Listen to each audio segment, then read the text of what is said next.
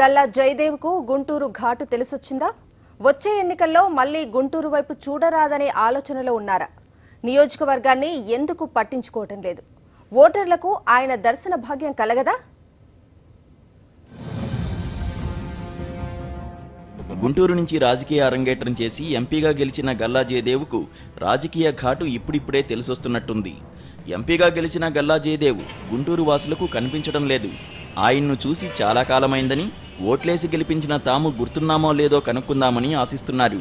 ఎంపీగా గుంటూరు నుంచి పోటీ చేసే సమయంలోనే 30 ఇయర్స్ ఇండస్ట్రీగా పేరున్న రాయపాటి సాంబశివరావును జయదేవ్ ఢీకొన్నారు. పెద్దాయన్ని బలవంతంగా నర్సారావుపేట నుంచి పోటీ చేసేలా చేయగలిగారు. ఎన్నికల తర్వాత తనకు అనుకూలమైన వారికి గుంటూరులో పోస్టింగులు ఇప్పించారు.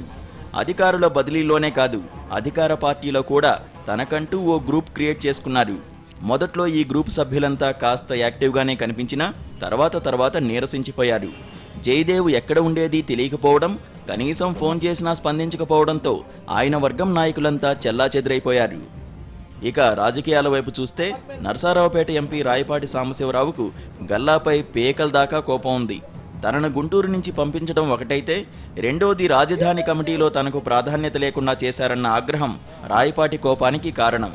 రాజధాని ప్రాంతంతో సంబంధం లేని గల్లా జయదేవ్కు ప్రాధాన్యత కల్పించడంపై అప్పట్లోనే ఇద్దరి మధ్య వారు నడిచింది. సీనియర్లు, అనుచరులు, ప్రజల నుంచి ముప్పేటా వ్యతిరేకత వ్యక్తమవుతుండటంతో గల్లా జయదేవ్ గుంటూరుకు ముఖం చూపించడం మానేశారు. అడపాదడపా వచ్చినా మూడో కంటికి తెలియకుండా అలా వచ్చి ఇలా వెళ్ళిపోతున్నారు. ఈ పరిణామాల కారణంగా గుంటూరు నుంచి మళ్లీ పోటీ చేసే పరిస్థితి లేదని, పోటీ చేసినా వచ్చే ఫలితాలేంటో అర్థమైందని టీడీపీ నేతలు చెప్పుకుంటున్నారు. అందుకే సొంత జిల్లాలోని చంద్రగిరి నియోజకవర్గం నుంచి ఎమ్మెల్యేగా పోటీ చేసే యోచనలో జయదేవ్ ఉన్నారని ప్రచారం జరుగుతోంది. అందుకే గుంటూరును వదిలేసి చంద్రగిరిలో గ్రౌండ్ వర్క్ చేసుకుంటున్నారని టీడీపీ నాయకులు చెప్తున్నారు.